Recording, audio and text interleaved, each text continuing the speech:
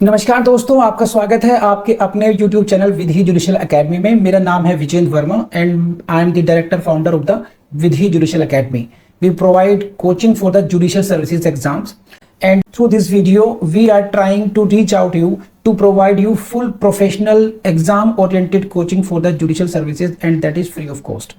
इन classes में जो videos हम आपको प्रोवाइड करेंगे, we are going to provide you the entire foundation course including all the books, including all the details whether it is required for the prelims or mains or for the guidance for the interview. Means in videos को आपने सिर्फ इतना करना है, sequence में देखना है, playlist को अच्छी तरीके से देखना है। सब्जेक्ट वाइज मिल जाएंगे आपको, CPC, constitution, contract, BNS, BNSS, इन सब की प्लेलिस्ट आपको सीक्वेंस में मिलेगी। इन प्लेलिस्ट को देख करके आपने you have to take the coaching from the scratch. First video से लेके लास्ट वीडियो तक आपने करना है। उन्हीं वीडियोस में आपको गाइड किया गया है कि किस तरीके से आप किसी को कोई सा particular provision, section, sub section उसको प्रीलिम्स के लिए पढ़ना है क्या, मेंस के लिए पढ़ना है क्या, और उसके किस तरीके से नोट्स करने चाहिए, कैसे आपको रिवीजन करना चाहिए। इन्हीं वीडियोस में डिटेल में गाइडेंस आपको मिलेगी। तो प्लीज आपसे ये रिक्वेस्ट है, आप ये ना समझें कि यूट्यूब में फ्री में दिया गया है तो फिर ऐसे ही होगा। ये वो प्रोफेशनल कोर्स है जिसके लिए हम लोग अच्छी खासी हाई फीस लेते आए हैं स्टूडेंट से, लेकिन एक टाइम आता है इंसान को समाज के लिए भी करना चाहिए, और उसी इंटेंशन के साथ में we are providing you the entire course free through the YouTube channel Vidhi judicial academy. तो प्लीज हर वीडियो की जो थंबनेल है उसको देख करके आपको आइडिया लग जाएगा कि इसका सब्जेक्ट क्या होने वाला है। कुछ टॉपिक्स ऐसे होते हैं जिनको एक लेक्चर में कवर नहीं किया सकता, तो उसमें लेक्चर नंबर 1, 2, 3 सीक्वेंस से मिलेगा।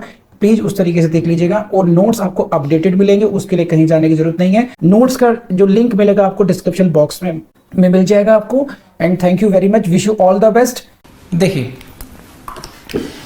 जब से आपका जन्म हुआ है तब से अब तक मुझे नहीं लगता कि कोई सा साल, कोई सा महीना, कोई सा हफ्ता ऐसा गया होगा जबकि आपको किसी न किसी प्रकार की समस्या ना हो। कोई ना कोई प्रॉब्लम रही होगी। बचपन में कुछ प्रॉब्लम, क्लास 1 में, एलकेजी में दूसरी प्रॉब्लम सी, फिर सेकंड, थर्ड, आपकी समस्याएं बदलती रही, लेकिन समस्या दे कॉन्सेप्ट, उसका एग्जिस्टेंस हमेशा रहा। शादी से पहले दूसरी समस्या, शादी के बाद की दूसरी समस्याएं, है कि नहीं है।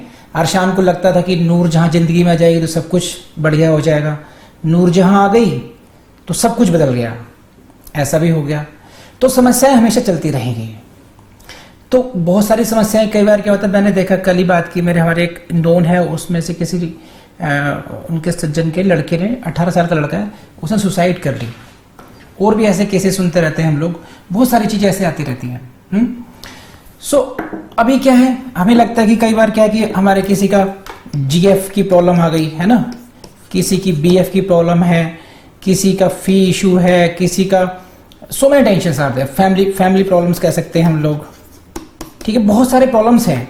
And you will agree to that point कि आप सब भी किसी ना किसी प्रॉब्लम में, किसी ना किसी स्ट्रेस से गुजर ही रहे होंगे। ऐसा हो नहीं सकता कि you are out of stress, ऐसा नहीं हो सकता।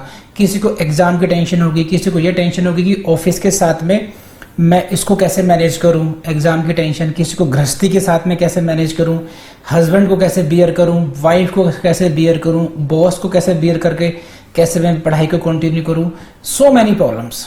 और उसमें कहीं ना कहीं मैंने देखा है कि आप लोग अपनी फैमिली के लिए भी, अपनी फैमिली को प्राउड करना चाहते हैं, अपने समाज की सेवा करना चाहते हैं, बहुत सारे सपने हैं आप लोगों के, आप करना ही बहुत कुछ चाहते हैं, लेकिन वो हो नहीं पा रहा है ना। तो ऐसी स्थिति में हमारी राइट अप्रोच क्या होनी चाहिए। कई स्टूडेंट्स ऐसे देखे हैं मैंने जो बहुत कुछ कर सकते थे, इनफैक्ट वो बहुत अच्छा कर रहे थे, बहुत उनके अंदर पोटेंशियल भी था, कर सकते थे बहुत कुछ, लेकिन कर नहीं पाए। क्यों नहीं कर पाते हैं ऐसा वो लोग? क्योंकि वो लोग कभी भी समस्या से बाहर आके नहीं समझते हैं। जैसे ये देखिए, अब दिखेगा नहीं आपको, रिंग है या कोई स्टेडियम है, एक तो वो प्लेयर है जो उस गेम को खेल रहा है, उसका जो माइंडसेट होगा वो डिफरेंट होगा। जब आप बाहर खड़े होंगे तो आप केवल देख रहे हैं, दर्शक दीर्घा में है, तो your mindset will be different, you will be pointing out his और हर मिस्टेक्स। एक ही सिचुएशन है लेकिन अलग अलग जाकर हम लोग देखते हैं तो उसके सॉल्यूशंस अलग दिखते हैं। As a player he will be thinking in a different way, as a spectator you will be thinking in a different way, problem is same, football का मैच है तो ये गोल कैसे होगा, क्रिकेट का मैच है तो ये आउट कैसे होगा, सेंचुरी कैसे बनेगी, अरे सचिन ऐसे कर, अरे कोहली ऐसे कर, हम करते हैं ना इस तरीके से। तो डिफरेंट है, सचिन कोहली को पता है क्या करना है उस समय। इसी तरीके से आपकी जो प्रॉब्लम्स हैं, means you are the player now, you are dealing with different kind of situations, stress situations कह सकते हैं। तो मैं देखूंगा उसको तो मेरा नजरिया कुछ दूसरा होगा, आप देखेंगे तो आपका नजरिया कुछ दूसरा होगा। तो मैं आपको सिंपल से ट्रिक देता हूं उसके बारे में, उसको सोचना आप थोड़ी देर, आप उस प्ले ग्राउंड से जिसमें प्ले कर रहे हैं आप उससे बाहर आ जाइए आप। फिर आप सोचो कि अगर कोई दूसरा उस पोजीशन में खेल रहा होता and you would be mere spectator, तो what you would be expecting, what kind of suggestions you would be giving to him और हर। उसको किस तरह समझा रहे होते, किस तरह कह रहे, अरे तुम ऐसे करो वैसे करो, ऐसे हो जाएगा वैसे हो जाएगा, don't come under stress, don't lose your wicket, don't give the catch, है कि नहीं है। हम उसको ऐसा समझा रहे थे। मीन्स अगर आप जैसे ही इमेजिनेशन में जाएंगे कि मैं ठीक है, for some time I come out of this mess and think as a neutral person who would be advising me, मुझे किस तरीके से समझा रहा होता, तब वो क्या समझा रहा होता, मैं उसको क्या समझा रहा होता, तो शायद अपने को आप खुद ही सॉल्यूशन दे पाए उस बात का, और फिर भी सॉल्यूशन नहीं निकले तो मैं आपको एक बात बताता हूं, उससे आप स्ट्रेस से एकदम बाहर आ जाएंगे। 100% you will be out of the stress. और ये मेरा प्रैक्टिकली खुद पे एप्लीकेबल किया हुआ एक ये फॉर्मूला है। I have practice this, what I used to do that. मैं भी एक टाइम पे बहुत स्ट्रेस में था, मुझे अपनी फैमिली को शो करना था कि मैं कुछ अच्छा कर रहा हूं, और results are uncertain in such kind of examinations, you know it very well. तो क्या है, अनसर्टेनिटी एग्जाम की है, और घर वाले आपको स्ट्रेस कर रहे होंगे, आपकी फैमिली मेंबर्स कर रहे होंगे स्ट्रेस आपको, क्या आपको रिजल्ट देना है, तो आप कैसे करेंगे उसमें बैलेंसिंग। आप सबसे पहले अपने आप को जस्टिफाई कीजिए कि are you doing justice with yourself और नॉट, आप खुद से न्याय कर रहे हैं या नहीं कर रहे हैं, आर यू डूइंग एनफ और नॉट। क्योंकि पहला सेटिस्फेक्शन आपका खुद का है, अगर आप इनर से सेटिस्फाइड होंगे then you can convince the others as well. So मेरे पास फॉर्मूला क्या था, I started making a statement of my study hours. मैंने अपने स्टडी आवर्स का हिसाब लिखना शुरू कर दिया। woke up 6 AM, 15 minutes exercise and whatever, 6:15 to 7 AM this revision of constitution, this that. Now I had a full record of the day कि मैंने पूरे दिन में पढ़ाई कितने मिनट की है, 30 मिनट्स के स्पेल्स कितने थे, 45 मिनट्स के स्पेल्स कितने थे, कितनी बार मैंने टाइम वेस्ट किया। और रात को जब मैं सोने जा रहा हूँ लगभग 11-12 बजे, तो आई यूज टू सी दैट कि whether I justified my day और नॉट। तो whenever it was there was an opportunity to improve that, I improved it next day. उससे मुझे ये रहा कि at least now I can say to myself that I did my best in given circumstances. इससे ज्यादा कुछ नहीं हो सकता था। मेरा रिजल्ट कुछ भी आए, पॉजिटिव हो नेगेटिव हो, at least I am satisfied, I am doing my best in the given scenario. Number 1, ये आप करके देखेंगे आपको बहुत फायदा होगा। Number 2, you want to help your friends, you want to help out your family, you want to support your parents, you want to support your girlfriend, boyfriend and blah blah blah. बहुत लोगों का भला करना चाहते हैं आप, लेकिन वो कब कर पाएंगे। प्लीज एक साल के लिए आप सबसे बड़े सेल्फिश, सबसे बड़े कपटी, सबसे बड़े बुरे इंसान, सबसे बड़े धूर्त, अपना मतलब निकालने वाले, जितने भी ऐसे इंसान हो सकते हैं उन सबकी कैटेगरीज में अपने आप को खड़ा कर दीजिए। समझिए मैं क्या कह रहा हूं आप लोगों को। एक साल के लिए कैसे, एक साल के लिए सेल्फिश हो जाइए कि केवल आपको अपने लिए सोचना है। किसी के पेट में दर्द हो रहा है तो अपने आप संभाल लेगा, अपने आप संभालेगा उसको वो। एक साल बाद जब आप इन सब चीजों से बाहर आ जाएंगे, जब आप एक पोजीशन पर होंगे आप, तो फिर पूरी जिंदगी आप एक बहुत अच्छे इंसान, भले मानुस, परोपकारी और जितने भी सद्गुण हो सकते हैं उनको, जो आपके अंदर इनहेरेंट है, उनको यूज कीजिए। अपनी फैमिली का, अपने रिलेटिव्स का, अपनी सोसाइटी के बारे में जितना अच्छा कर सकते हैं आप करना। मैं क्यों कह रहा हूँ सारा आपको धूर्त कपटी बनने के लिए इस तरीके से, क्योंकि अगर आप नहीं बनेंगे, अभी आप परोपकार में फंसे रहे, आप दूसरे की प्रॉब्लम्स कर रहे हैं, सोचते रहे, कर नहीं पाएंगे उनकी प्रॉब्लम दूर, केवल सोच ही रहे हैं आपकी, you want to support them but you are unable to support them actually. तो ऐसी स्थिति में ना आप घर के रहेंगे ना घाट के रहेंगे, ना आपको खुद ही सपोर्ट की जरूरत पड़ती रहेगी। तो आपको जो सपोर्ट लेने का जो टेन्योर है ये आप इसको बहुत सेल्फिश होकर के कंट्रोल कर सकते हैं। कैसे? मान लीजिए किसी बर्थडे पार्टी में जाना है, मत जाइए, सेल्फिश, कपटी, धूर्त। क्या? जैसे फॉर एग्जाम्पल हमारे यहाँ सपोज कोई भी मैडम है, किन्हीं का नाम ले लीजिए, उनका छोटा बेबी भी है, तो जरूरी नहीं है बेबी का प्यार सारा आप ही दिखाएं उसको। ओले सासू पे जाएगा, दादी के पीछे जाएगा बच्चा, दादी को मिस नहीं कर सकता, दादी को थोड़ा सा मस्का लगाया, दादी संभालेंगी, इसकी ताई संभालेंगी, इसके ताऊ संभालेंगे। अगर आपको ये ट्रिक्स नहीं आती है तो अडॉप्ट कीजिए अपने काम को, अपनी रिस्पॉन्सिबिलिटीज को अदर देन स्टडीज को डेलीगेट कर दीजिए, कितने भी स्मार्ट तरीके से। बस आप जानते हैं वो बच्चा आपको चिपक रहा है, लेकिन आप चिपका रहे हैं दूसरे को। आप समझ रहे हैं कि काम मेरा है, ये दूसरे से करवाना है मुझे। उसके बाद में जब सिलेक्शन हो जाए तो आप खूब जम के उनको कंपनसेट करना, जम के उनको सैर सपाटा कराना, टूरिज्म कराना, दुनिया भर की उनकी सेवा करना। तो उसमें क्या होगा, आप कर पाएंगे। अभी क्या है, मैंने स्टूडेंट्स को देखा है कि वो घर की स्ट्रेस में 50 स्ट्रेस साथ में लेकर के पढ़ाई करना बहुत मुश्किल काम है। फिर मजे से कीजिए। बस आप मेरी 2-3 ट्रिक्स को अपना के देख लीजिए और मुझे फिर इंडिविजुअली बताना, आप पर्सनली बताना कि किसको कितना इससे हेल्प मिली। और देखिए, अगर आपको इसमें मेरी जरा सी बुराई लग रही हो तो go to the Mahabharat serial, Shri Krishna को पढ़ लीजिए। उन्होंने द्रोणाचार्य को मरवाया ट्रिक से, उन्होंने भीष्म पितामह को मरवाया ट्रिक से, कोई सा भी एक विजय कर्ण को मरवाया ट्रिक से, कोई सी भी उन्होंने पांडवों को विजय बिना ट्रिक के, बिना इन सब चालाकियों से दिलवाई हो तो मुझे बता दीजिए आप। Sometimes it becomes very necessary for us to play such kind of tricks to be more smarter than we are and then achieve the end goals. और एंड गोल्स के बाद में मैं आपसे बार बार कह रहा हूँ, आप बहुत सेवा करना माँ बाप की, सब कुछ करना। अभी तो वो वाला हाल है कि अगर इमरजेंसी वाली बात नहीं आ रही है कि हम लोग पता क्या करते थे, जैसे मेरे दोस्त ने कहा कि बीमार हूं मैं, तो मैं कहते तू आईसीयू में पहुंच जाए तो मुझे बताना, अदरवाइज तब तक तू बियर कर अपने आप। आईसीयू में आएगा, पहुंच जाएगा, तब मैं आऊंगा, तब तक तो सब बीमार पड़ते रहते हैं। आपको भी ऐसे ही करना पड़ेगा। अब ये नहीं हल्के फुल्के, अरशान भाई साहब हल्के से नूरजहां को जुकाम आया, आप भाग पड़े, ये कल्पना की बात कर रहा हूं मैं। मम्मी पापा को हल्की सी बात हुई, आप भाग पड़े, वो सब मत कीजिए। इन दोनों भी आपका एक एक मिनट, एक एक सेकंड बहुत इंपॉर्टेंट है। ये जो कमिंग एग्जाम्स है इनको निकाल लेंगे आप। और मैं दावे से कह सकता हूं, अगर आपने अभी भी तैयारी नहीं शुरू की है, अभी भी नहीं की है, आने वाले टाइम में 100% दे दीजिए। Nobody can stop you, nobody can stop you. आपने क्लासेस नहीं किए, वीडियोस अवेलेबल हैं, बस एक बार जम के लग जाइए उस तरीके से। आप अपना 100% दे डालिए एक बार, फिर जिंदगी भर के लिए आपके लिए मजे ही मजे हैं।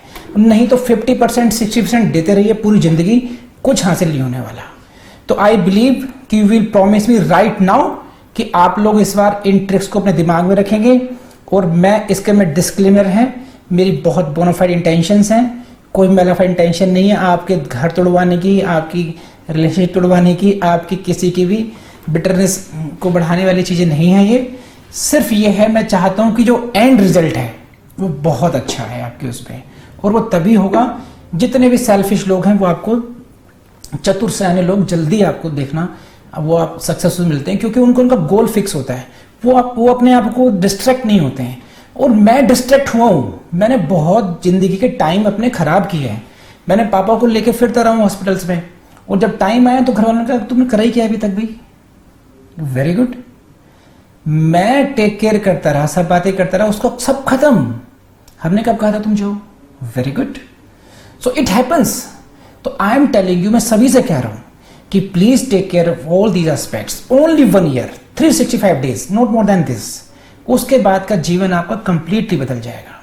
ठीक है, छोटी मोटी समस्याओं को बहुत कम मान के चलिए, उनको बढ़ा के मत मानिए। तो with these words promise me कि you will do good and then we start our class. Come on, hurry up. अच्छा, मुझे तो कितने लोग रिलेट कर पा रहे हैं कि वाकई में ऐसी समस्याओं से वो जूझते रहते हैं, कुछ ना कुछ चलता रहता है या नहीं ऐसा? इस पे स्मार्ट हो जाइए और फिर देखना आप जिंदगी बदल जाएगी आपकी। मैं बड़ा मूर्ख रहा हूँ इस मामले में, मैंने देखा है अपने आप को अपना। आज मुझे लगता है कि मैं कितने साल पीछे हुआ, जो मैंने अचीव किया शायद मैं बहुत पहले अचीव कर सकता था, बहुत परफेक्ट तरीके से, but I did many mistakes which I don't want you should repeat it. ठीक है, so let's come to this section. The topic of the day is what? Reference, section 113। This is reference, fine. चलिए साहब, so let's start the topic of section 113. This is reference, very important for your prelims, very important for your prelims, and very important for your mains as well. How can you expect question in mains? Write short note on reference, write short note on reference, and the questions of prelims I will be discussing with you. So please keep highlighting your BREC as I say, and try to understand. This is what section 113. Please read the BREC first. This is BREC. Subject to such conditions and limitations as may be prescribed. Very important line, please this note it. Subject to such conditions and limitations as may be prescribed. Subject to such conditions and limitations as may be prescribed means, Hindi में पढ़ता हूँ आपके लिए मैं एक बार, it will be good for you. Where is this? 113. उन शर्तों और परिसीमाओं के अधीन रहते हुए जो विहित की जाए, subject to such conditions and limitations as may prescribed a court, any court, please note the word may, this is may, this is not shall, any court में state a case and refer the same for the opinion of the high court. Please highlight this, opinion of high court, for the opinion of high court. कोई भी न्यायालय मामले का कथन करके, state the case, मामले का कथन करके उच्च न्यायालय की राय के लिए निर्देशित कर सकेगा। रेफर द सेम मतलब निर्देशित कर सकेगा। सुनिए, जो वह ठीक समझे। अब समझिए क्या है।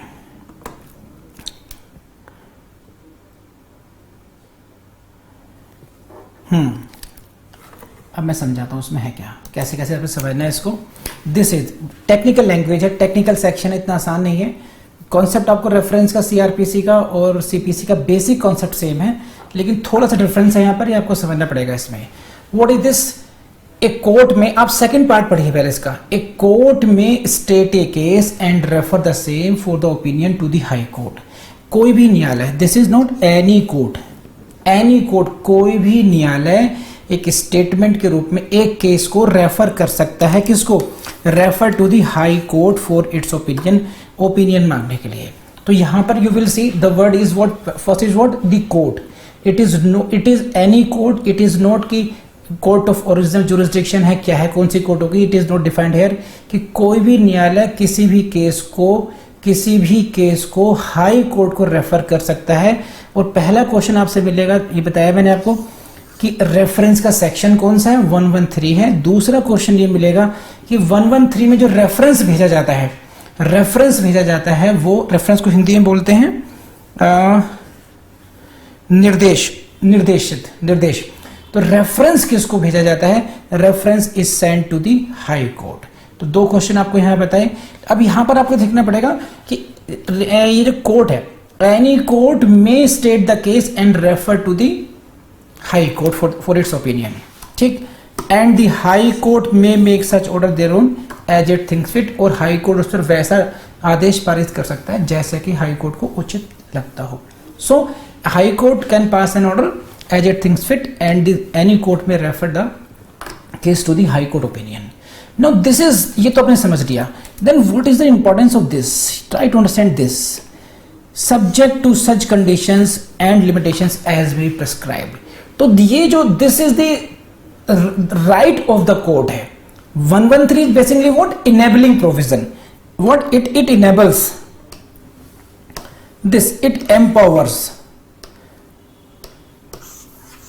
Section 113 empowers the subordinate court to refer the same matter to the high court. So basically you will see कि जो empowerment हुआ है, जो एक मैटर को, एक केस को रेफर करने की जो पावर है, this is not absolute power. What I am saying, ये आत्यांतिक शक्ति नहीं है. This is not absolute power. It is not unlimited power. You cannot refer any case in any circumstances to the High Court. High Court cannot be treated at the post office. It is your whims and caprice. You will post anything. No, it is regulated by the words such conditions and limitations. ऐसी शर्तों के साथ, ऐसी परिसीमाओं के साथ कर सकता है. तो ये परिसीमाएं कहाँ हैं, ये कंडीशंस कहाँ पर हैं, ये लिमिटेशंस कहाँ मिलेंगी आपको. एंड फॉर दैट पर्पस आपको पढ़ना पड़ेगा ऑर्डर. This is 46. ठीक है, दिस इज 46 रूल 1. तो you will have to read 113 along with order 46 and rule 1. And again this is also the question for your prelims, which order deals with the reference. This is order 46. and then ये subject to जो conditions हैं, जो limitations की बात की गई है यहाँ पर कि subject to what conditions, these limitations you will get under section under order 46 rule 1. तो आपको 113 plus order 46 rule 1 को एक साथ पढ़ना पड़ेगा. तो आई बिलीव कि आपको इतनी बात समझ में आएगी. प्लीज यहां तक मुझे बताइए, इतनी छोटी सी बात समझाई मैंने, आपको आई समझ में या नहीं आई? Come on.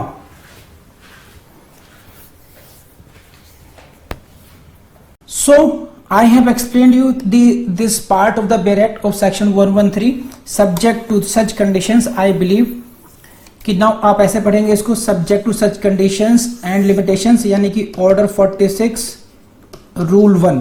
तो subject to order 46 rule 1, any court में state a case and refer the same for the opinion of the high court. Next, provided that, this is very important. See this is proviso and you see what is this. Provided that where the court is satisfied, परंतु जहां न्यायालय का यह समाधान हो जाता है कि a case pending before it, please see this, a case pending before it involve a question as to the validity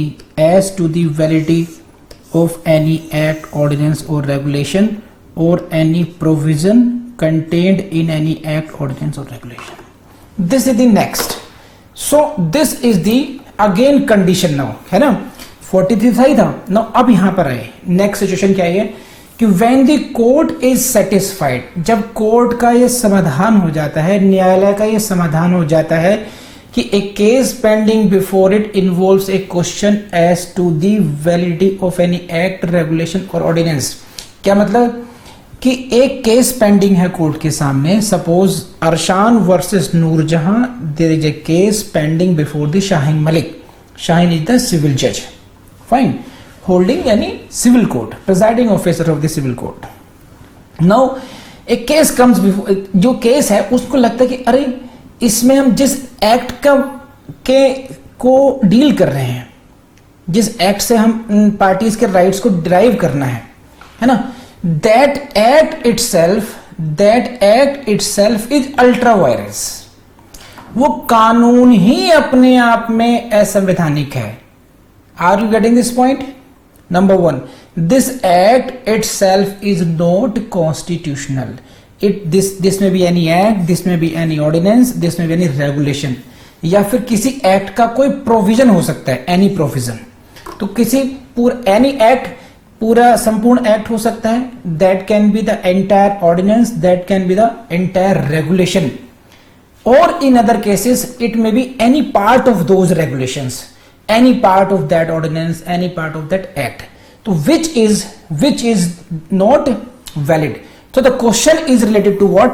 I believe इसको yellow को देखना आप. Please focus only on the yellow part. A question involves this. Involve a question as to the validity. एक act की validity, संवैधानिकता के संबंध में एक प्रश्न है उस केस में. जो केस कौन सा है? Which is pending before it. ध्यान रखना, it means this case has not been dispose so far.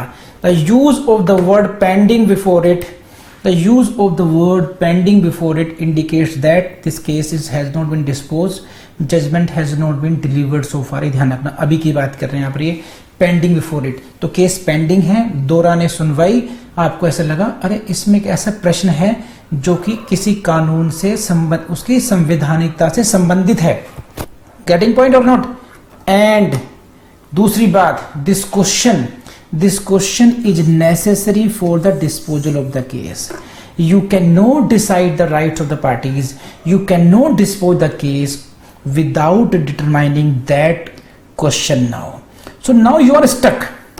You are stuck. For proceeding further, for disposal of that case, you will have to determine that case. Determine that question. Determine question what? Question relating to the validity. समझ रहे हैं आप? तो उसकी जो संवैधानिकता है, उसकी जो वैलिडिटी है, उससे संबंधित प्रश्न को अगर आप नहीं सुलझाएंगे, नहीं डिसाइड करेंगे, उससे पहले फिर आप उस केस को डिस्पोजल नहीं कर सकते. डिस्पोजल के लिए आवश्यक है. तो अब आपके पास क्या है? You will have to go to the books, whether there is any judgment, whether there is any judgment और नॉट ऑन दिस पॉइंट, है ना? तो you come to this conclusion. Please read this. What is your opinion? You are of the opinion that such act, ordinance, regulation or provision is invalid or inoperative, एक बात, but has not, read को पढ़िए, but has not been declared by the High Court or the Supreme Court. This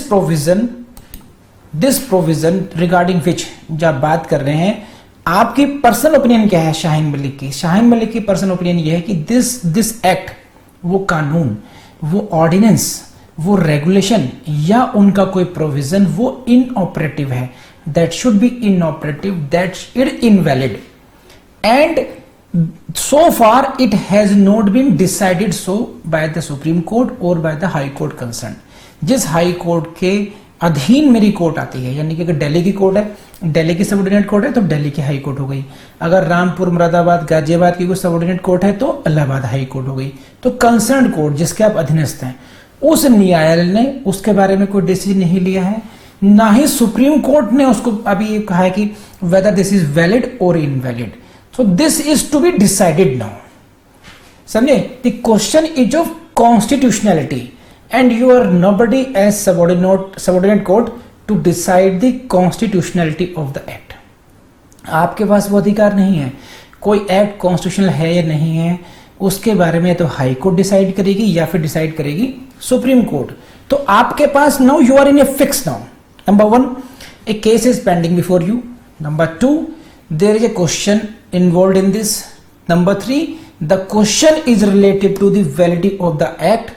Number 4, you are of the opinion this act is bad in law, this is inoperative, and number 5, it has not been so declared by the Supreme Court or the High Court.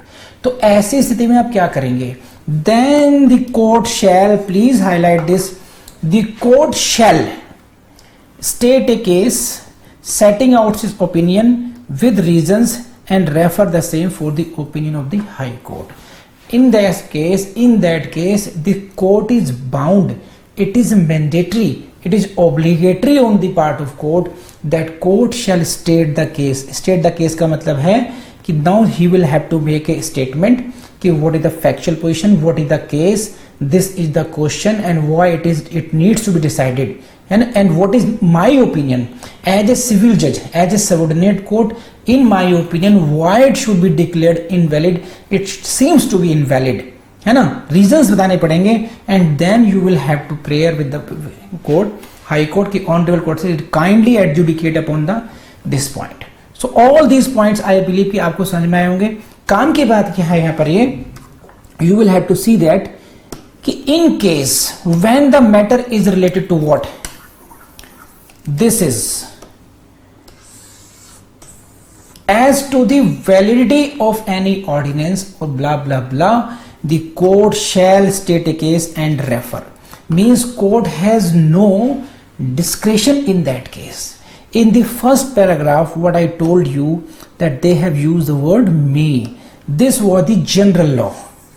The court may, It means what? You can divide it into now two categories now cases. कि in general court को ये power है कि वो किसी case को high court को refer कर सकते हैं. Court has discretion. Fine. But if the case is related to the, if the question is related to the validity of the act, in that case you don't have any option as a court. आपके पास कोई दूसरा रास्ता नहीं है. It is obligatory on your part. You state a case, you express your opinions, you express your reasons, and then refer the same for the opinion of the high court. आपको high court को भेजना ही होगा. तो समझे आप. तो from here you will come to know कि this is, there are two parts. From here you can see in some cases the court will be having discretion whether to refer the question or not. This will be in the discretion of the court. It will not be mandatory, but in some cases it is obligatory. It is mandatory that if the question is related to what? If the question is related to the validity of any act, ordinance, regulation or any provision, then court shall. लेकिन शर्तें क्या हैं? शर्त ये है, शर्त ये देखना कि determination of question is necessary. उस क्वेश्चन के बिना भी अगर डिटरमाइन करे हुए अगर उस केस को डिस्पोज करते हैं, then it is not the case of reference. ये ध्यान रखना. तो this is very much important condition कि आप केस को जो क्वेश्चन है उसका महत्व यह है, नंबर 1 उस केस में इन्वॉल्व है, नंबर 2 वैलिडिटी के लिए से संबंधित है, नंबर 3 डिटर्मिनेशन नेसेसरी है डिस्पोजल का, और 4th इन माय ओपिनियन ये जो है इनवैलिड है और कोर्ट अभी तक हाई कोर्ट और सुप्रीम कोर्ट ने इसको इनवैलिड घोषित नहीं किया है. तो it is all about the section 113. I believe कि रिपीटेडली मैंने समझाई सारी बातें. अभी भी किसी को समझ में नहीं आया मुझे बताइए. Now, as I said you, explanation is not very important. We can leave it. आप पढ़ लेना खुद इसको. It's not very important. Now, as I said you in the earlier phase of this, subject to the conditions and limitations as we prescribed, you will have to read this order 46. This is order 46, rule 1. तो हमें rule 1 के साथ में ही पढ़ना पड़ेगा. It means certain rules we will find in the rule 1. And what is that? This is order 46. It is related to reference. Question आपको यहीं से पूछा जाएगा. Reference is given under which order? This is order 46. Now come to the order 46, rule 1. See this.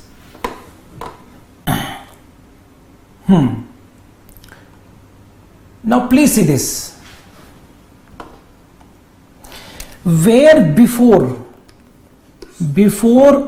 or on the hearing of a suit. Now you will have to be very careful. Please see this. A suit, an appeal in which decree is not subject to appeal. ध्यान रखना एक बार. और where in the execution of any such decree. Now you will have to understand this.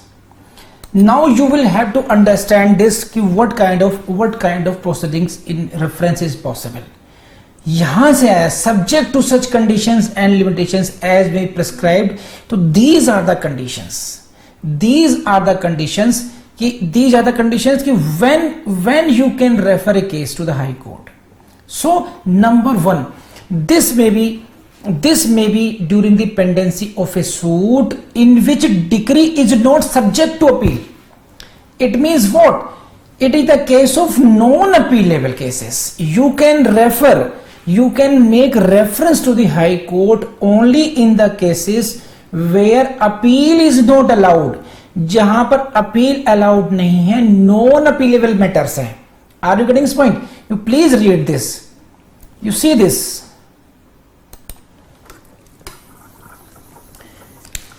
Hearing of what? A suit or appeal. Read and closed को पढ़िए आप. A suit or appeal or an appeal in which decree is not subject to appeal. So this is a condition. First.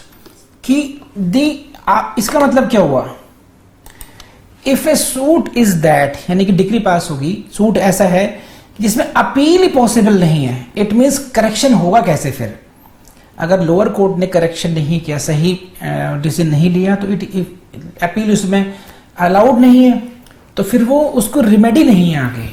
तो ध्यान रखना, ये next condition है that decree is not, this is a suit in which decree is not subject to appeal, जिसमें appeal नहीं होगी, ऐसा case होगा। दूसरी बात, और an appeal in which a decree is not appeal, यानी कि इसमें सेकेंड अपील की गुंजाइश नहीं है। तो ध्यान रखना, it is the case of non appealable matters. ये this is a condition. I believe कि आपके जो क्वेश्चन आ रहे हैं उनमें आपका आंसर छुपे हुए सारे हैं। तो दिस इज, ये पढ़िए इसको, बात मैं आपको पढ़वाता हूं 2-4 लाइनें, इससे आपको समझ में आएंगी चीजें।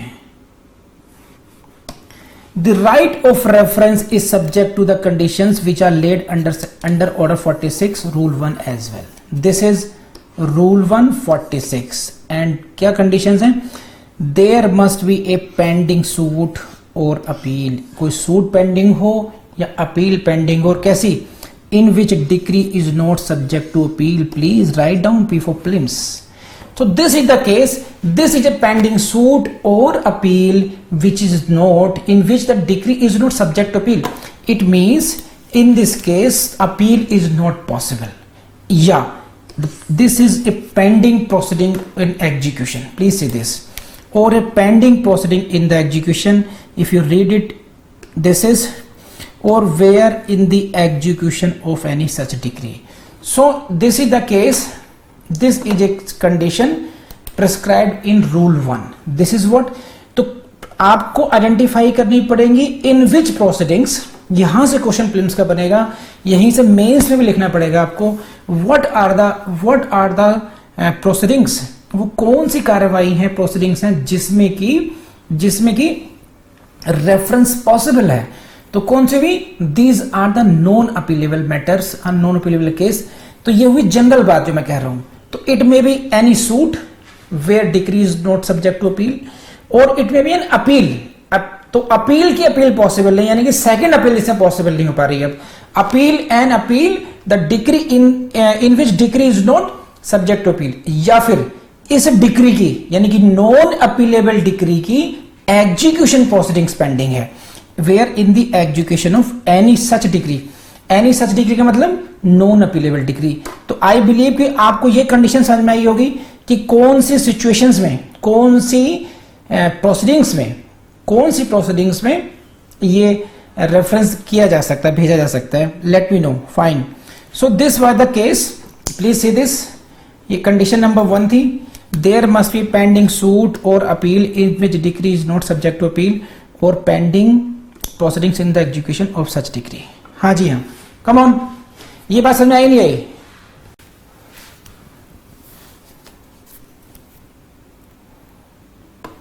So I take you again to the Rule 1. So where before or the hearing of this any question of law or uses having the force of law। देखो मैं कितना ब्यूटीफुली आपको समझाने की कोशिश करता हूं कि ब्रेक करके कैसे पढ़ना चाहिए। एनी क्वेश्चन ऑफ लॉ और usages having the force of law arises, any question arises. देखिए समझिए, यहां पर क्या है, कोई भी विधि का प्रश्न, एनी क्वेश्चन ऑफ लॉ, या तो विधि का प्रश्न हो या फिर ऐसी प्रथा से संबंधित, तो यूजेस से having the force of law, जो कि जिसमें विधि का फोर्स हो, विधि की बाध्यता आ गई हो। तो this question may be related to the. Now आप एंटायरली रेफरेंस में कैसे पढ़ेंगे? The reference, in case of reference the question may be relating to the validity of the act. This may be any question relating to any law. This may be the any question related to the any uses having force of law. हाँ या ना बताइए? So such kind, ये है क्या बात कर रहा है? Rule 1. If such question arises, ठीक है, लीजिए पढ़िए अच्छी तरीके से पहले, फिर मैं एक्सप्लेन करता हूँ। On which the court, this court, कौन सी court? Trying the suit, appeal or executing decree entertains a reasonable doubt, इस कोर्ट को एक युक्ति या संदेह हो गया है, समझे, then court what, court will do what, court में either of its own motion or on the application of one of the parties draw up a statement of the facts of the case and refer such statement for the decision of the high court. So this is all about rule 1.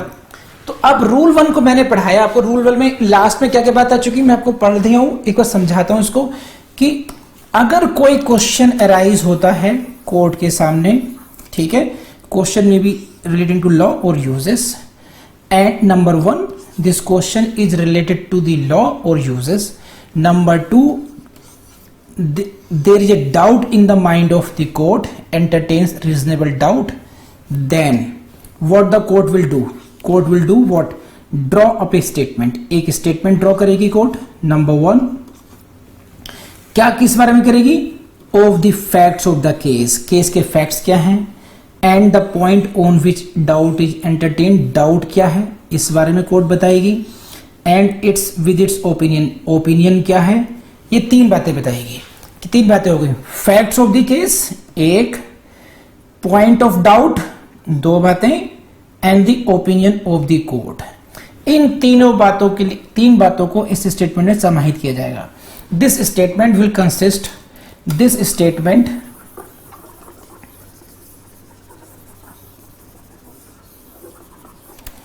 this statement will consist of the facts of the case, point of the doubt, opinion of the court, got it or not, and then court may refer such statement for the decision of the high court, then high court के लिए इसको refer कर दिया जाएगा। तो ये बात I believe समझ में आई होगी, एंड आपको ये समझना पड़ेगा कि कोर्ट ये जब करेगी, ये कोर्ट जो स्टेटमेंट ड्रॉ करेगी कैसे करेगी, it may be either on its own motion, अपने आप भी कर सकती है कोर्ट, और on the application of the any of the parties भी कर सकती है। तो पार्टीज की एप्लीकेशन पर भी हो सकती हैं और खुद भी कर सकती है। तो आई बिलीव कि आपने यहां देखा होगा, इफ यू विल रीड, अगर आप ऑर्डर 1 को पढ़ेंगे, ऑर्डर 46 रूल 1 के साथ पढ़ेंगे इसको, तो देन कंबाइंड रीडिंग कैसे आएगी, अब कंबाइंड रीडिंग कैसे आएगी कि now you will have to see कि in what kind of matters this is applicable. Number 1, this is the condition कि there must be, this will be the first condition, you see this, do you believe it और not, समझ रहे आप, ये विश्वास हो रहा नहीं हो रहा, पेंडिंग सूट और appeal, there must be a pending a suit या फिर कोई अपील पेंडिंग हो, fine, this there may be pending appeal और ए पेंडिंग ए सूट, लेकिन what kind of suit, this is a very special point, ये point नहीं भूलेंगे आप, in this suit, in this appeal, decree is not subject to appeal, this is very important condition, ये restriction है, limitation है यहां पर, ये कि वो सूट जो पेंडिंग है, जो अपील पेंडिंग है, वो किस प्रकार की होगी, जिसकी डिक्री के विरुद्ध कोई अपील फाइल नहीं की जा सकती, दिस इज द कंडीशन और लिमिटेशन। एक तो ये हो सकती है, अदरवाइज इस डिक्री की, इसी सूट की या इसी अपील की डिक्री इज इन एग्जीक्यूशन और the execution proceedings are pending and then such question arises, got it और नॉट। तो this is the first condition. अब मैं आपको 113, 113 एंड रूल 1 इनकी कंबाइंड कंडीशन समझ में आ रही होगी आपको कि this is the first condition कि what kind of proceedings must be pending, suit, appeal, non appealable matter और एग्जीक्यूशन नॉन अपीलेबल, और execution of non appealable decree, and then question of law, please see this is second condition, question of law और usages having the force of law must arise in the course of such appeal, suit, appeal और proceeding, and the court trying this must entertain A reasonable doubt, ये rule 1 में पढ़ाई है, doubt होना चाहिए reasonable. तो 3 conditions हो गई आपकी रूल 1 के हिसाब से, 3 कंडीशंस हो गई। अब आप जाएंगे उसमें कि if it is any question of law then court may and court may not, but in case when the matter is of relating to the validity, in that case it is obligatory on the part of the court to send the matter. So you will see the question of law may be divided into two categories. Then these are the, you will see कि two categories के हो गए. एक category कौन सी हो गई? First, कि जहां which is related to the validity of any act etcetera. In that case reference is obligatory and in other cases reference is optional. So you will have to see in which cases reference is obligatory, you will have to see in which cases reference is optional, you will have to see in what kind of proceedings reference can be made, ये आपको देखना पड़ेगा. and on what who किस कब, it may be on its own motion हो सकता है, it may be on the application of the parties हो सकता है. तो ये सारे पॉइंट्स इसमें आपको देखने पड़ेंगे. तो यहां तक मुझे बताइए काइंडली, ये समझ में आया नहीं है आपको? Come on. नो, इसमें next point is very important.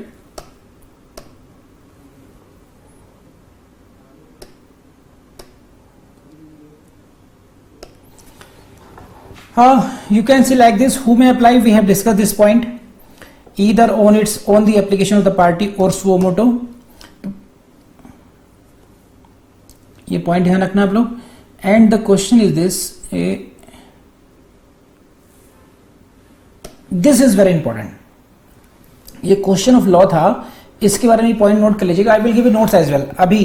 अभी मैं इनको अपलोड करवा दूंगा. Notes are ready.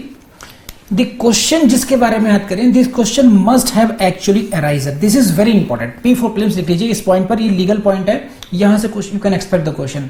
Such question must have arisen if you are writing mains. तो आपको लिखना है, तो ये बात जरूर लिखना. आप ये क्वेश्चन अराइज हो गया हो, एंड मेन बात ये है कि it should not be hypothetical question. Hypothetical question नहीं होना चाहिए, या ऐसा नहीं होना चाहिए a point likely to arise in future, कि वो जो पॉइंट है, वो जो क्वेश्चन है, वो भविष्य में हो सकता है, तो आज हम भेज रहे. No, the basic point I am making out, this must have arisen. The question must have actually arisen. Parties के मध्य वो प्रश्न उत्पन्न हो गया हो. It is not. So question is this, कि ये जो प्रश्न है, ये वास्तविक प्रश्न होना चाहिए. मीन्स वो आपके जो प्रोसीडिंग्स हैं उसमें case, you must be very sure कि now this is the question which has actually arisen, जो वास्तविक रूप से. अब अराइजन की हिंदी में क्या बनाऊं, जो कि आपके सामने प्रकट हो चुका है. आपको वो क्वेश्चन डिसाइड करना पड़ेगा. वो एक है कि साहब हाइपोथेटिकली अगर ऐसा हो जाए, you are just believing it, hypothetic में जा रहे हैं आप लोग, या आपके फ्यूचर में हो सकता है, फ्यूचर में कोई क्वेश्चन आएगा. नहीं, ये आज की डेट में आपके सामने समस्या आ चुकी हो. जैसे for example hypothetical future likely का क्या मतलब है, समझाता हूं. मान लीजिए अरशान भाई साहब ये कहें, अरशान भाई साहब ऐसी कपोल कल्पना करें कि नूरजहां मुझसे लड़ाई झगड़ा तो नहीं करेगी. ये प्रश्न हो गया. भविष्य में क्या होगा. एक है नूरजहां डंडा लेके खड़ी हो गई सामने, तो वो घड़ी आ गई, जिसे कहते हैं सच्ची घड़ी आना. वो सच्ची घड़ी आ चुकी हो, यानी कि वो क्वेश्चन अराइज हो चुका हो. और ये क्या, वो हाइपोथेटिकल इमेजिनेशन हो गया कि अगर नूरजहां ऐसे करेगी तो मैं ऐसे करूंगा, नूरजहां ऐसे होगी तो ऐसे करूंगा, उसके लिए मैं आज से तैयारी करके बैठूं. ये भविष्य में क्या हो सकता है. तो इस रेफरेंस में ये पॉइंट नोट करना है आप लोगों ने कि the question must have actually arisen. जिस क्वेश्चन को हमने रेफर करना है, वो that must be the question relating to that case. ऐसा नहीं कि आपकी अपनी कपोल कल्पना से संबंधित हो. तो आई बिलीव कि ये पॉइंट आपको समझ में आया होगा. कम ऑन, हरी आप बताइए जल्दी से मुझे. सो मैं आपको समझा चुका सारी बातें.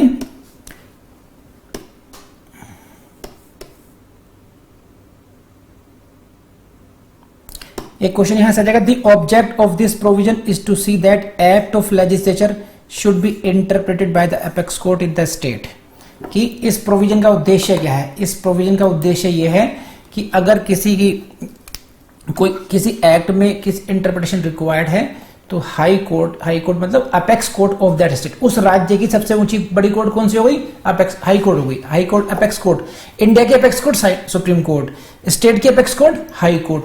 तो उसको वो डिसाइड इंटरप्रिटेशन हाई कोर्ट कर दे। तो एक क्वेश्चन यहां से आपको बन सकता है कि भाई आउट ऑफ फॉलोइंग स्टेटमेंट्स, निम्नलिखित वाक्यों में से कौन सा वाक्य सही है या नहीं है। तो इस ऑब्जेक्ट पर क्वेश्चन बन सकता है। हाँ ये है, ये मैं पॉइंट अपने डिस्कस कर चुका हूं। अब कुछ पॉइंट्स हैं, ये मैं आपको पॉइंटर से डिस्कस करता हूं आपसे। कोर्ट का मतलब क्या है यहाँ पर? कोर्ट ऑफ सिविल जुडिकेचर, मैंने सिविल कोर्ट है, कोई ट्रिब्यूनल से मतलब नहीं है, किसी व्यक्ति को पर्सोना डेजिग्नेट, किसी व्यक्ति को किसी खास पॉइंट के लिए जज बना दिया गया है, उस कोर्ट तो वो नहीं। सिविल कोर्ट और कोर्ट ऑफ सिविल जुडिकेचर उसी पे अप्लाई होगा। ये यहां से क्वेश्चन फिल्म से बनता है। Power and duty of the high court, ये समझ लीजिए बस। अब हाई कोर्ट में अगर मैटर चला गया, उसकी ड्यूटी क्या है? What are the duties of the high court, what are the rights of the high court in that regard, please note down. Jurisdiction of the high court is consultative. और यहीं से question बनता है आपके कि इस रेफरेंस के matter में जो जुरिस्डिक्शन है वो क्या टाइप का रहेगा? This is the consultative jurisdiction. यहाँ पर लोअर कोर्ट, सबऑर्डिनेट कोर्ट एक ओपिनियन मांग रही है, कंसल्टेशन चाहिए, आशीर्वाद चाहिए बड़ी कोर्ट का, तो कंसल्टेटिव जुरिस्डिक्शन, इसको याद कर लीजिएगा अच्छे तरीके से। देन यहां से क्वेश्चन आएगा बहुत बड़ा वाला question. Please read this slide and then I explain it. In dealing with and deciding the reference, high court is not confined to questions referred by subordinate court. Very very important बात, प्लीज समझिए इस बात को कि now you have referred a matter to the high court. आपने एक matter high court को भेज दिया है ना। Now whether the high court is bound to decide only that question, और पन्ने पलटते हुए उसके की लगे कि no there are other questions as well, whether high court is bound और नॉट। तो answer is high court is not confined only to the questions referred by you. आप बाउंड्री नहीं क्रिएट कर सकते, आप बाउंड्री क्रिएट नहीं करेंगे high court की। You have posted, you have sent a reference to the high court, after that high court जिल्ले लाई है, हाई कोर्ट योर ऑनर है एंड सब कुछ हाई कोर्ट के हाथ में है। हाई कोर्ट कन्फाइन नहीं कर सकती, सीमित नहीं रह सकती। आपने क्वेश्चन नंबर 1 भेजा, हो सकता है हाई कोर्ट की अपनी ओपिनियन में कोई एक new aspect of law arises कि नहीं, इसको तो दूसरे तरीके से भी देखा जा सकता है। तो it is question number 2, then high court may consider it. It is not, High Court is not bound to be limited to be confined only the question which you have referred as the subordinate court. Let me know. बात समझ में आई नहीं आई आपको ये? Come on. Hurry up. चलिए. Next point. The High Court may answer the question, refer to it, and send back the case to the referring court for disposal in accordance with the law. This is the discretion of the high court. High court ने जो भी question का था, जो भी question आपने refer किया उस क्वेश्चन को आंसर करके, है ना, या हाई कोर्ट को अपना कोई क्वेश्चन लगता है उसको आंसर करके फिर हाई कोर्ट इस मैटर को आपको वापस भेज देंगे। यू आर होम, आप क्या है? You are the subordinate court. तो आपको ये मैटर वापस भेज दिया जाएगा so that you can dispose the case in accordance with the law. Fine. It may also refuse to answer. This is very important. Is the High Court bound for you? High Court may also refuse to answer the reference or even to quash it.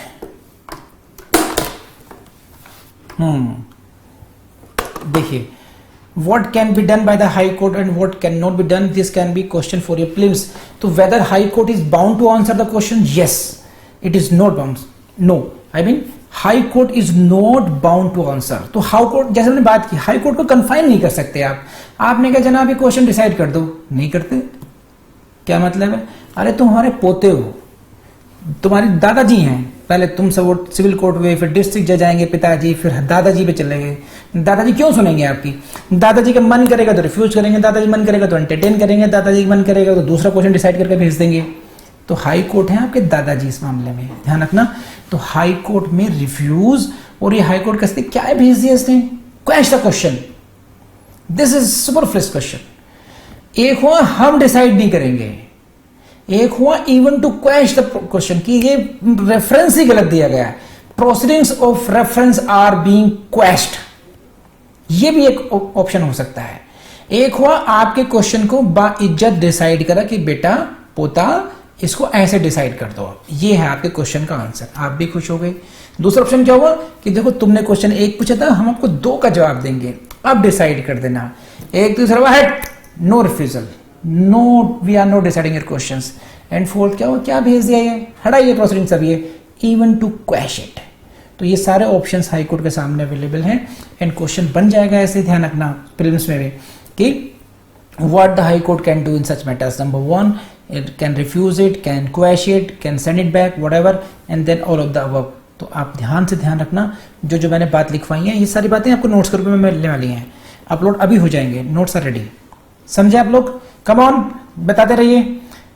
And then comes the high court can not make any order on merits nor can make suggestions. हाँ, ये high court नहीं कर सकती।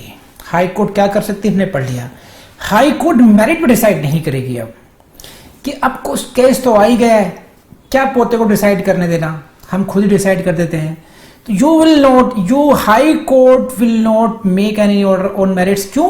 Because फिर तो सारे appeal के और जो रिवीजन वो सारे राइट ही खत्म हो गए, जो यहां तक आने में उसको एक्सरसाइज कर सकते थे, आपने सीधे हाई कोर्ट में मेरिट पे डिसाइड कर दिया उस केस को, it will not be done. तो हाई कोर्ट जो भी रेमेडीज हो सकती थी नीचे की, वो सारी रेमेडीज खत्म कर दी आपने। तो high court can not make any order on merits, क्योंकि अगर आप इसको डिसाइड करते हैं तो it was to be decided by the lowest court, no you are deciding as the high court, it is not permissible. तो high court will not decide that matter on merits, और फिर suggestion में नहीं देंगे कि देखो पोता इसमें ये टेक्निकल पॉइंट्स हैं, इसको ऐसे ऐसे डिसाइड कर देना, आप ऐसे भी नहीं करेंगे। तो हाई कोर्ट लीगल पॉइंट्स पर ध्यान रखिए अपना, जो क्वेश्चन आपने रेफर किए वो सही है नहीं, उसको डिसाइड करके भेज देंगे। कोई अन्य लॉ का पॉइंट होता है उसको डिसाइड करके भेज देंगे, क्वेश कर सकते हैं, रिफ्यूज कर सकते हैं, लेकिन जो फैक्ट्स ऑफ द केस है, जो अरशान नूरजहां की जो अपनी कहानी है ना, जो तेरी मेरी कहानी उनकी है, उसमें वो बीच में नहीं आएंगे, वो कहेंगे कि वो डिसाइडेबल लोअर कोर्ट ही करेगी। ठीक है, next procedure at the hearing क्या होगा, इसको समझ लेते हैं अपन लोग, छोटी छोटी बातें हैं, ये तो बहुत छोटी सी बात हम पढ़ चुके हैं, इसको पढ़ देता हूं केवल। The referring court should draw up a statement of the facts of the case, formulate the question of law on which opinion is sought and give its opinion thereon। ये मैं समझा चुका हूं। जो कोर्ट रेफरेंस भेज रही है वो क्या करेगी, एक स्टेटमेंट ऑफ फैक्ट्स लिखेगी, नंबर 1, ये हो नंबर 1, क्वेश्चन को फॉर्मुलेट करेगी और अपनी ओपिनियन भी भेजेगी। द कोर्ट में, अब यहां से क्वेश्चन आएगा रूल 2 से, कोर्ट में ईदर स्टे द प्रोसीडिंग्स और पास ए डिक्री और order contingent upon the decision of high court. Oh my God, prelims से क्वेश्चन अगर आ गया तो फिर मुश्किल ही लोग कर पाएंगे। समझिए क्या है। Now as a subordinate court you have referred the matter to the high court.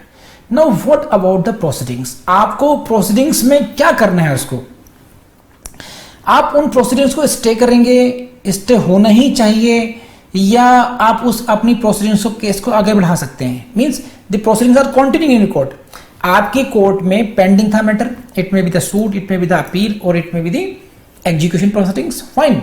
So in between a question arose and you referred that case, you referred that question to the high court. Now what क्या फिर क्या होगा, what about those proceedings which were going, which are pending in your court. In that case the law is that, rule 2 says that you have the option, this court has the discretion, the court stay कर सकती है कि जब तक high court का order नहीं आता तब तक प्रोसीडिंग्स स्टे रहेंगी। This can be, such kind of order can be passed कि the proceedings of the case, execution proceedings, suit proceedings और appeal proceedings may remain stayed till the decision of the high court. It may be the one option.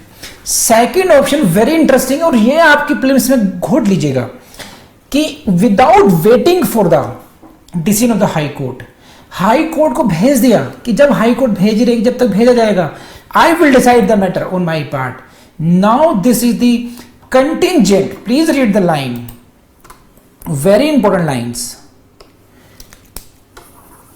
और पास से degree pass कर सकते हैं, order pass कर सकते हैं। कैसा? Contingent upon the decision of the high court. High court के डिसीजन पर आश्रित रहते हुए, उसको कंडीशनल करते हुए एक ऑर्डर पास कर सकते हैं, which can not be executed until receipt of the copy of judgement of the high court. कि मैंने अपना काम कर दिया, हाई कोर्ट का रेफरेंस दिस वे आएगा या दैट वे आएगा, अकॉर्डिंगली इस केस का ये निपटारा होगा, otherwise this is my judgement. अब डिपेंडिंग लास्ट स्टेज क्या रहेगी कि हाई कोर्ट का जब जजमेंट आ जाएगा रेफरेंस पर, उसके अकॉर्डिंगली उसको फिर एग्जीक्यूट करा जाएगा, अगर वो डिक्री पास होती है, या फिर वो केस डिसमिस हो जाएगा। तो सारी प्रोसीडिंग्स को ये ध्यान रखना। सबऑर्डिनेट कोर्ट स्टे भी कर सकती है, नंबर 1। हाई सबऑर्डिनेट कोर्ट क्या कर सकती है? उस कोर्ट को डिसाइड भी कर सकती है, लेकिन डिसाइड करते हुए it will be contingent on the high court order. Please let me no ये बात समझ में आई नहीं आई है? Come on.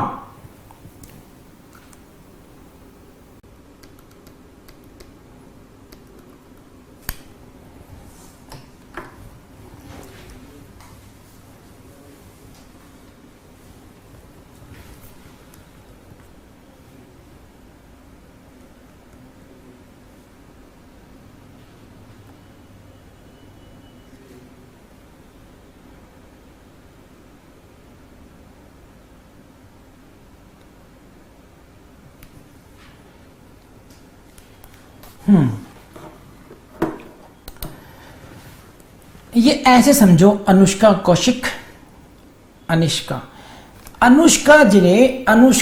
की ना शादी की बात चल रही है, सही है? शादी की बात चल रही है। अब एक मामला आ गया कि भाई शादी जो इंटरकास्ट होनी है, शादी जो है इंटरकास्ट होनी है। अभी बातचीत चल रही है केवल। अब इस मुद्दे को भेज दिया जाएगा दादाजी के पास कि the question has been referred to the दादाजी हाई कोर्ट। नाउ द दादाजी will decide whether in this case intercaste marriage is permissible और नॉट। ठीक है? अब 2 क्वेश्चन है यहां पर, या तो उन बातचीत का दौरान है मीटिंग्स का, उनको सस्पेंड कर दिया जाए, लेकिन आपने क्या डिसाइड किया? We will keep on meeting, हम आगे बात बढ़ाते हैं, लेन देन टीका उका सब करते हैं, सारे काम करके हम सारे काम करके रखते हैं, डिसाइड करेंगे। अगर दादाजी ने मना कर दिया तो वहीं बात खत्म हो जाएगी अलग अलग, और दादाजी ने यस कर दिया तो बात हो ही चुकी फिर तो उतना सारा काम हम करके रख सकते हैं। यहां पर ये बात समझ आ रही है? तो वो क्या हुआ? Contingent on the decision of दादाजी, contingent on the decision of the high court. You have pass the degree, आपने डिग्री पास कर दी कि इन माई ओपिनियन, आपने ये कहा कि in my opinion this act is invalid, तो मैं इस केस को डिसाइड इस तरीके से कर रहा हूं। हाई कोर्ट ने कहा इनवैलिड है ये, तो आपका डिसीजन अप्रूव हो गया। लेकिन हाई कोर्ट ने कहा नहीं ये तो वैलिड था, तो आपका डिसीजन वो डिसमिस हो जाएगा, बात खत्म हो गई। As per the high court decision आपका वो चेंज हो जाएगा वो। तो इसे कहते हैं contingent, dependent upon the high court decision. High court के डिसीजन पर आश्रित आप एक डिक्री और ऑर्डर पास कर सकते हैं। इतनी सी बात ध्यान रखना। एक लाइन याद कर लीजिए बस कि स्टे भी कर सकते हैं या प्रोसीडिंग को कंटिन्यू करके कंटीजेंट डिक्री भी पास की जा सकती है। अब बात समझ में आई नहीं आई? Come on.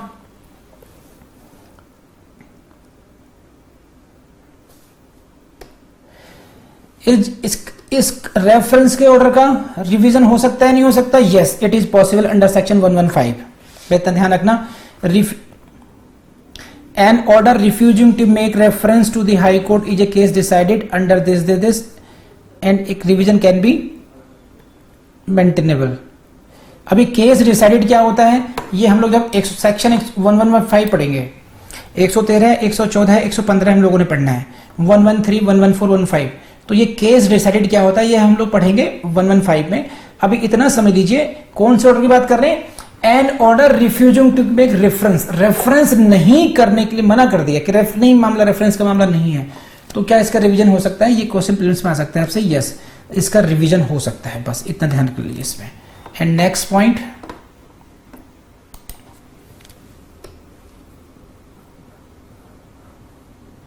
yes, where the referring court has not complied with the conditions laid down in making the reference, high court has power to return the case for amendment P for claims. क्या amendment के लिए case वापस भेजा सकता है? Yes.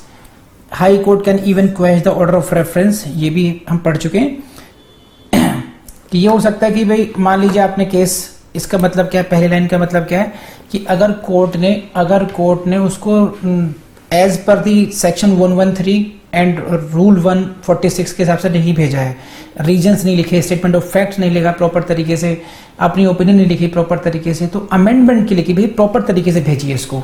Power to return the case for the amendment कर लेंगे आप लोग। And then high court may alter, cancel और सेट असाइड एनी डिक्री और ऑर्डर पास्ड और made by the court making the reference and make such order as it thinks fit. देखिए high court सब कुछ कर सकती है, इससे प्रिलिम्स से क्वेश्चन आएगा नहीं, छोड़िए इसको बस। कॉस्ट में क्या है, कॉस्ट पे क्वेश्चन आ जाएगा, cost of the reference shall be the cost of in the cause. जो रेफरेंस जब भेजा गया इस पर जो खर्चे आएंगे तो क्या उसको जो केस की कॉस्ट में जोड़ा जाएगा? Yes. The cost of the reference shall be the cost in the cause. And next question, ये वेरी इंपॉर्टेंट है, इसको पढ़ लीजिए, यहां से क्वेश्चन आने की संभावना है। If the reference is all together unwarranted, अगर बिल्कुल ही लगता था कि रेफरेंस होना ही नहीं चाहिए था इस केस में, देन हाई कोर्ट में डायरेक्ट द रेफरिंग जज टू पर्सनली पे द कॉस्ट। वेरी इंपॉर्टेंट, ध्यान रखना। तो अगर जज किन्हीं मैटर्स में हाई कोर्ट ये भी कह सकती है कि रेफरेंस का जो खर्चा पार्टीज नहीं उठाएंगी, तुम उठाओगे जज साहब, क्योंकि it was all together unwarranted. एक ऐसा रेफरेंस भेज दिया गया कि बिल्कुल आवश्यकता ही नहीं थी इसकी, प्रमा facie it is unwarranted. So therefore the cost जो इन्वॉल्व हुई है इसमें जज साहब से पर्सनल लिया जाए। तो अगर क्वेश्चन यहां से लिया जाए कि क्या पर्सनली पेमेंट के लिए कहा था जज को, yes, answer is yes. But ये एक्सेप्शनल केसेस होंगे जहां पर क्वेश्चन है ऑल टुगेदर अनवारंटेड। तो इट इज ऑल अबाउट, मैंने काफी डिटेल में आपको रेफरेंस करा दिया। मेंस में क्या पूछेंगे आपसे? शॉर्ट नोट पूछेंगे। तो शॉर्ट नोट में आप लोगों ने 300 से 400 वर्ड्स में आपके आंसर को लिखना चाहिए, उसमें पूरा आपने एक्सप्लेन कर देना 113 एंड रूल 1 की ही बात को लिख दोगे तो बड़ी बात हो जाएगी। और फिर इन सबको पॉइंट में समझा देना। क्वेश्चन एक्चुअली अराइज होना चाहिए, रिवीजन हो सकता है, हाई कोर्ट क्या कर सकती है, क्या क्या नहीं कर सकती है, वो सारे पॉइंट लिख करके आप बढ़िया तरीके से इसका आंसर लिखिए। तो ठीक है, आई बिलीव कि ये काफ़ी अच्छे तरीके से कराया गया। किसी का कोई क्वेश्चन हो तो मुझे बताइए अब जल्दी से। बहुत डिटेल में पढ़ाया गया है और बहुत टेक्निकली पढ़ाया गया है, बहुत इंपॉर्टेंट है आपके लिए। बस आपसे यही कहूँगा कि अगर ये वीडियो आपको पसंद आए तो अपने दोस्तों से शेयर करना नहीं भूलेंगे आप लोग, लाइक भी कीजिएगा और कमेंट भी कीजिएगा।